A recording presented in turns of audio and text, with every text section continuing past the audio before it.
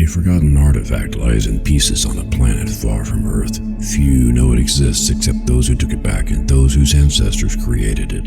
4 young people are thrown into a race against emissaries of the gods to find its pieces. Mistrust, greed, and magic are tangled in an endless web. What will the fate be of the universe once it is found and reassembled? Get Scepter of the Gods, The Rod of Truth now on Amazon, and get wrapped up in the saga that will not let you go.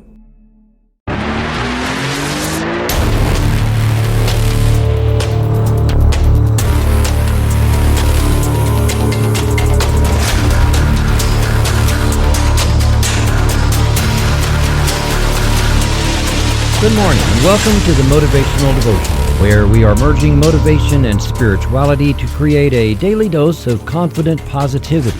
I hope that this morning's podcast will help you to be more spiritually and positively motivated so that you can transform your day. This is a special episode in a series of podcasts based on Stephen Covey's book, The 7 Habits of Highly Effective People. For several years now, I have gone back to the habits taught in this book to prepare for the coming year and home in closer and closer to my lifelong dream and my goals so that I could more effectively achieve my goals. Year after year, we hear people joking about setting New Year's resolutions and then abandoning them by February. Personally, I don't find that very funny. I hope that your resolutions are more important to you than to give them up after only a month or two. What if you were to set 1, 2, maybe 3 at the most resolutions or goals for 2024, and then at the end of 2024, find that you nailed each one of them? You can. I set 2 goals that to me were very large. As I talk about in the Motivational Devotional, I had to change and grow to become more than I was in order to achieve those goals. As I say this now, I have done that. I changed. I grew. I achieved.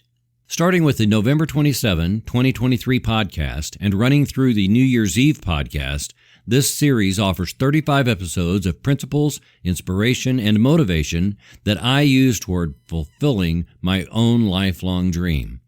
I have audacious goals for 2024, but only 3, because more than that will water down your efforts.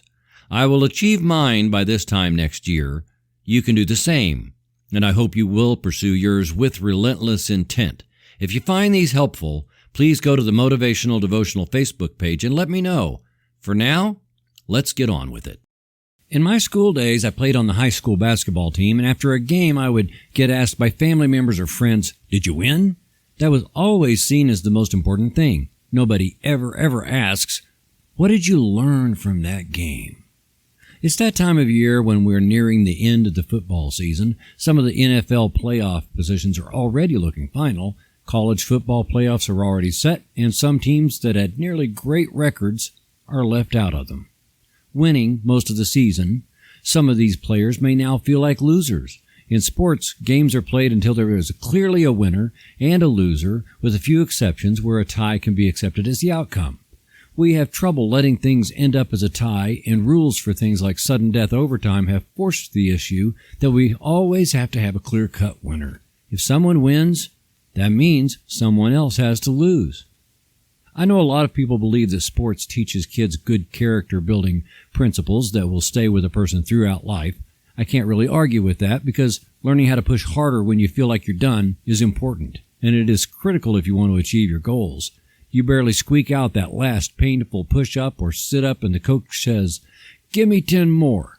You thought you were done, but somehow you find it inside to get those other 10 done, so you weren't really completely done when you thought you were done. Learning that really does build character.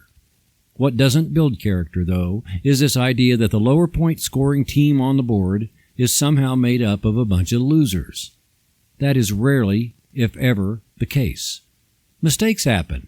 One team can catch some lucky breaks. One person on a team might have a really bad game and draw a lot of penalties.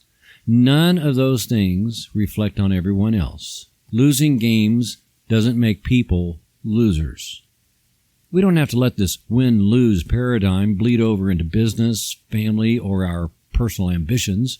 In real life, forcing ourselves into getting what we want so that other people are left out is not really winning.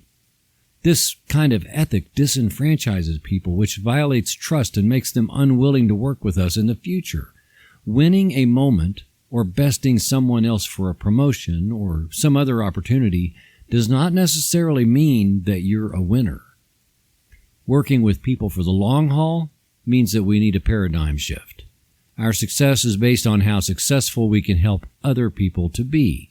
When we think win-win instead of win-lose, it means that instead of trying to be on top, we strive to lead as many other people as possible into the end zone with us.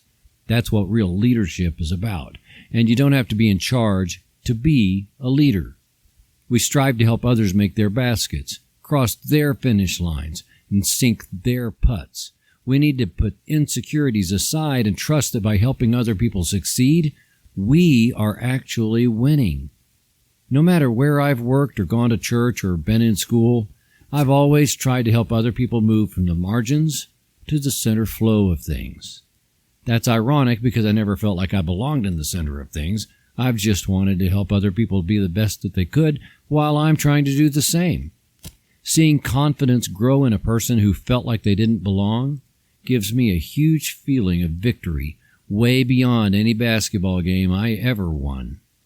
Instead of being afraid of losing, we need to have compassion for anyone not feeling successful and help him or her succeed.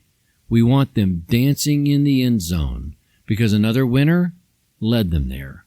After all, it's called leadership, not pushership. And when we are exhibiting leadership, then we know that all of creation is conspiring in our favor, and we can trust that the universe always has our backs. Iyanla Vanzant said, "The way to achieve your own success is to be willing to help somebody else get there first." Thank you for taking the time to listen today. Please help keep this podcast going by following the Motivational Devotional Facebook page, following @ThreefoldWay Radio on Twitter, and sharing the written format of today's message from motivational-devotional.com on your social media. I am deeply grateful for your support, and thank you for letting Motivational Devotional be part of your journey. Peace out. See you tomorrow.